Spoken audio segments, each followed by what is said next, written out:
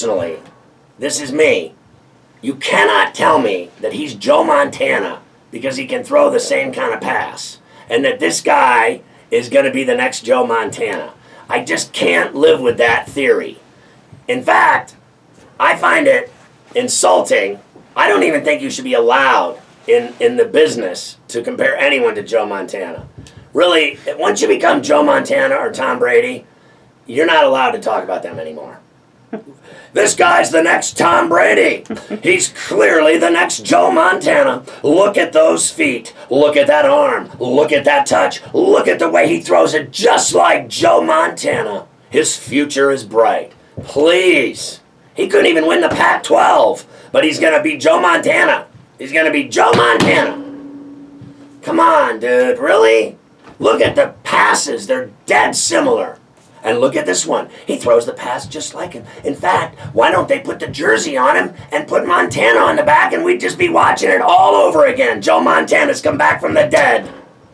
He's going to play again for the Rams in Los Angeles. And I'm not a believer in all this, oh, he grew up in Northern California, so now he's going to go 1,200 miles and it's just going to be like home. They wanted to keep him in the West Coast because he's a West Coast kind of guy. Whatever. What does that mean?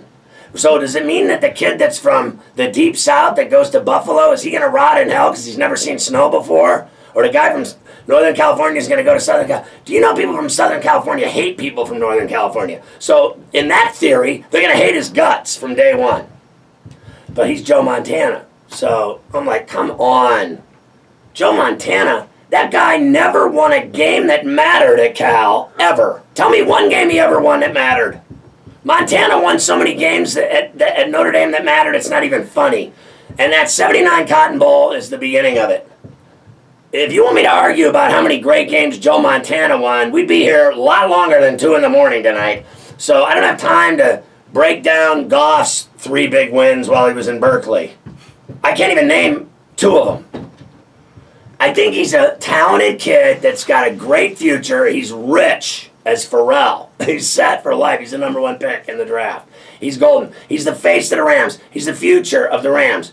He is, he's set in stone. But didn't we see this before with Bradford with them? Didn't we see it? Wasn't he the future? Wasn't he the face? Wasn't he God's gift? Wasn't he Joe Montana? Didn't he have the greatest arm since Sid Luckman? Wasn't he going to be the next Johnny Unitas? I mean, honest to God, haven't we heard this all before? He's the next. He's the next. And don't they have an issue, that magazine, the next issue, where everybody's the next LeBron James, the next Michael Jordan? I mean, my God. Sid Luckman. Are you kidding me? Like, they compared him to Joe Montana. They were 2 minutes into the show, and the kid was Joe Montana, for Christ's sakes. I was like, you gotta be kidding me. I'm like, what are they gonna say about the next guy, Wentz? He's the greatest thing that's ever come out of North Dakota. He's the next Dan Pastorini. I mean, like, come on. Oh my God, watching these drafts, it's like, I wanna smash my face through a glass window, listening to all the rhetoric that comes out of their mouth about every guy.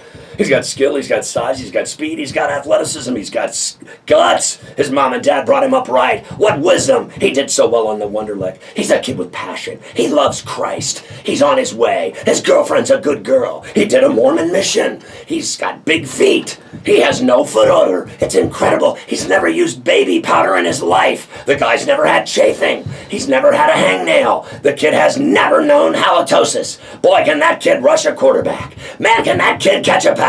He's got great hands. What vision. He's never had to wear glasses.